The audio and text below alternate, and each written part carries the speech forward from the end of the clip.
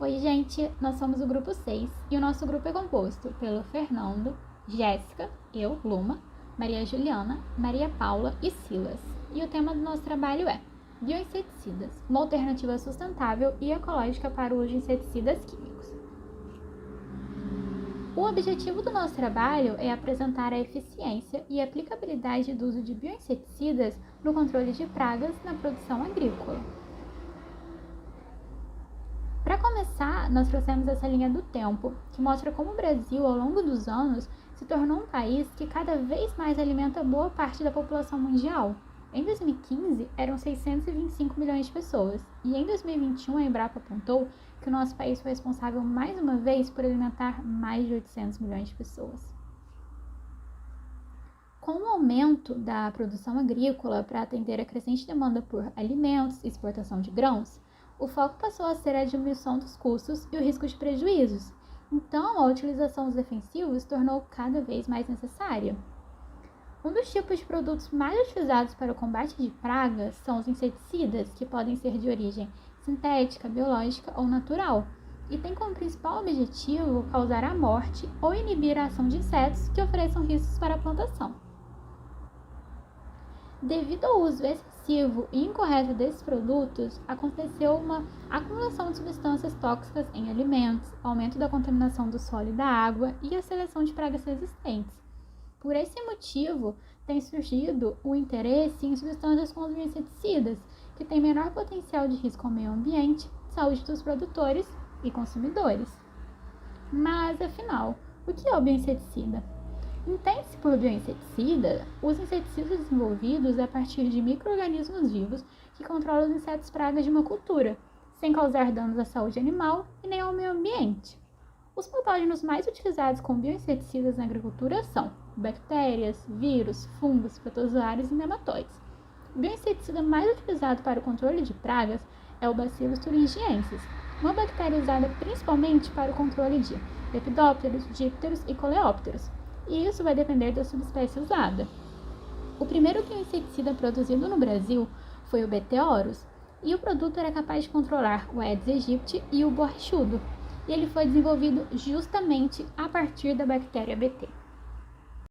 Então, agora a gente vai falar um pouquinho sobre a bactéria Bacillus thuringiensis, ou mais conhecida como BT. O BT é uma bactéria que produz proteínas com propriedades tóxicas específicas para insetos.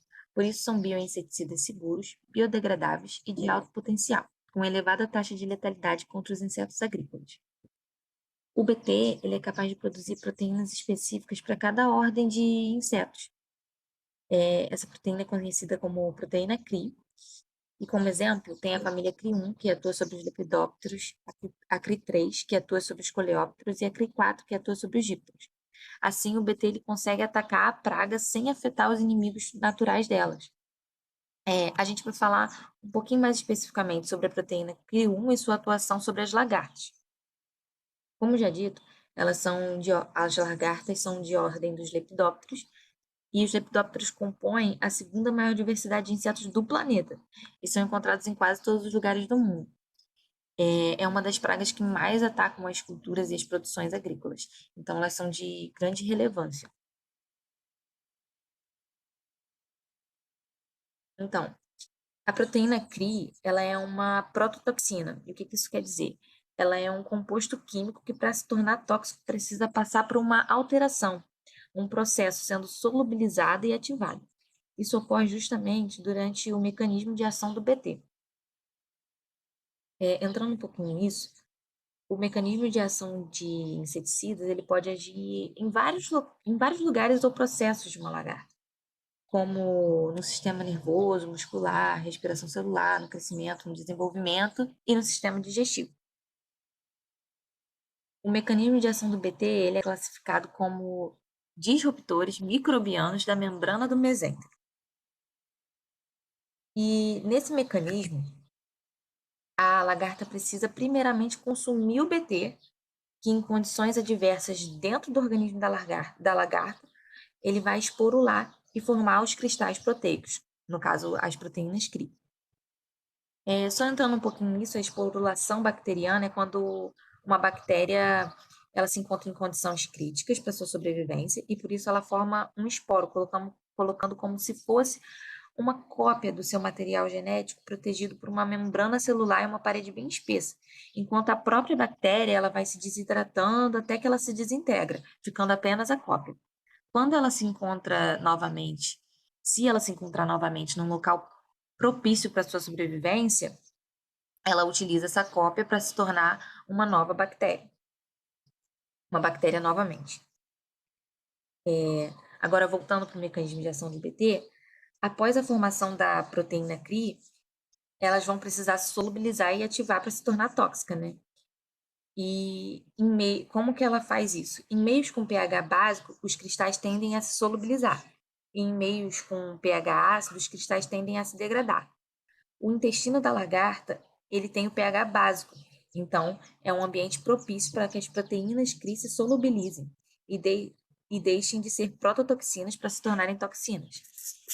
Essas toxinas, dentro no intestino da lagarta, vão se ligar a receptores que estão no intestino médio dos insetos e vão desregular todo o processo de osmose da célula. Assim, elas vão desregular o metabolismo do inseto e vão causar uma infecção generalizada, onde o inseto não vai conseguir comer e, consequentemente, vai morrer. Ou seja, o inseto ele precisa, antes de tudo, ingerir o BT para que todo o processo ocorra. E isso pode ser feito tanto por pulverizando a própria bactéria BT sobre uma cultura ou inserindo os genes que produzem os cristais do BT no DNA de uma cultura por meio de transgenia. Assim, a cultura passa a produzir os cristais que nem a bactéria BT e ficam conhecidos como plantas BT, que são plantas que apresentam uma resistência a insetos e pragas porque foi inserido em seu DNA justamente o gene que expressa essa proteína tóxica que cria.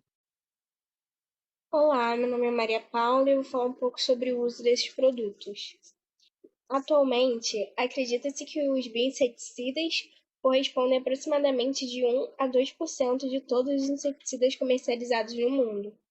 Em busca de uma agricultura mais sustentável, na última década ocorreu um aumento da utilização de bioinseticidas em relação aos inseticidas químicos, que proporcionalmente apresentaram declínio em sua comercialização. Após a detecção da ocorrência da espécie de Helicoverpa armigera no Brasil, em 2013, que era uma praga quarentenária, como não haviam inseticidas registrados no país para seu combate, ocorreu o aumento do emprego dos bioinseticidas. Posteriormente, outros bioinseticidas foram registrados no Brasil para o controle de lepidópteros, aumentando assim a disponibilidade de mercado desses produtos e, consequentemente, a sua utilização em campo. Atualmente, é possível encontrar mais de 50 tipos. O impacto do aumento do setor orgânico também teve um importante papel no aumento da comercialização e utilização dos bioinseticidas. A sua utilização na agricultura pode ser de aplicação direta ou pode ser formulada através da utilização de concentrado emulsionável, suspensão concentrada, pó granulado e molhável. A estratégia mais utilizada em relação à aplicação de entomopatógenos no controle de artrópodes pragas é a aplicação inundativa de agentes de controle microbiano. Além disso, a aplicação de bioinseticidas através de sistemas de irrigação, conhecidos como bioinsetigação, pode ser considerado um fator importante dentro do manejo integrado de pragas. Os bioinseticidas devem ser mantidos em baixas temperaturas de 4 até menos 20 graus Celsius, variando de acordo com cada tipo. Para a conservação do Bacillus thuringiensis, por exemplo, o mesmo deve ser mantido em baixas temperaturas, sem a presença de luz solar, em meio de cultura coberto com óleo mineral. Aí vem a pergunta, mas as pragas não vão criar resistência a esses produtos? Bom, isso pode sim acontecer se abusar da aplicação dos produtos. Como as pragas afetam culturas diferentes em épocas distintas, então o aplicador deve pegar a data de ataque de cada cultura e ter esse controle. Quando as pragas começarem a atacar, aí sim se entra com o bioinseticida. O fator que determina a resistência das pragas é a pressão de seleção, O uso contínuo desses produtos sem a implementação de uma estratégia de manejo de resistência faz com que uma parte das pragas morram e a outra parte sobrevivente se multiplique, criando resistência. Oi, gente, tudo bem? Meu nome é Silas e hoje eu vim dar continuidade ao trabalho falando um pouquinho sobre as vantagens dos bioinseticidas. Eles podem ser utilizados, né, no manejo integrado de pragas e também na agricultura sustentável. E eles são seguros, né, para os trabalhadores de campo, que são as pessoas que estão botando a mão na massa, estão diretamente em contato com o produto, né, os consumidores e também para o meio ambiente, né, porque ele não contamina os rios nem as nascentes. Uma das principais vantagens, né, dos bioinseticidas é que eles atacam diretamente as pragas, né, e minimiza os impactos dos organismos não alvos, que são os agentes polinizadores, por exemplo. E aí, com esse mix, não fazendo mal ao ser humano e não desequilibrando o ecossistema, ele não prejudica as famílias que vivem da agricultura, aí sendo assim uma melhor alternativa que o pesticida químico. E os bioinseticidas, eles não são benéficos só na agricultura, como eu já falei. Eles são benéficos também nos meios urbanos. E um exemplo disso é de um bioinseticida que um professor da Universidade Federal do Tocantins, né, o professor Raimundo Wagner de Aguiar, ele desenvolveu um bioinseticida que ele é benéfico para a saúde humana. Por que ele é benéfico para a saúde humana? Primeiramente, né, esse bioinseticida ele é produzido à base da planta Ciparuna guianense, que vulgarmente é conhecido como negramina. E, segundo esse professor, é uma questão de saúde pública, né, o uso desse bioinseticida. E ele é usado para combater e eliminar as larvas dos mosquitos resistentes causadores da dengue, febre amarela, no caso, chikungunya e zika vírus, né? E pelas próprias palavras do professor, ele diz que o custo-benefício é muito vantajoso à gestão pública, né? E esse bioinseticida também, ele é muito rentável, porque uma gota dele dá para produzir, assim, juntando com água, dá para produzir muito, muito, muito, muito. Então, até lendo aqui o que ele disse, né? Ele disse assim, ou seja, com 1.200 litros, seria possível combater a doença de uma população de 120 mil habitantes, de acordo com a infestação predial do mosquito. Então, esse bioinseticida, uma das outras vantagens, né, de todas que ele tem, de não prejudicar o ser humano, ele é bem rentável. Meu nome é Fernando e eu estou aqui para falar sobre os cenários dos bioinseticidas para os próximos anos. Tendo como base uma pesquisa ministrada do Ministério da Agricultura do Brasil, o Brasil, em 2020, bateu o recorde de uso de bioinseticidas para o controle biológico em 2020, registrando 95 produtos e superando bastante o último recorde estabelecido em 2018, com 52 produtos. Para o coordenador geral de agrotóxicos e afins do MAPA, esse recorde se faz importante, pois o uso de bioinseticidas é uma importante ferramenta para tornar a agricultura brasileira ainda mais saudável.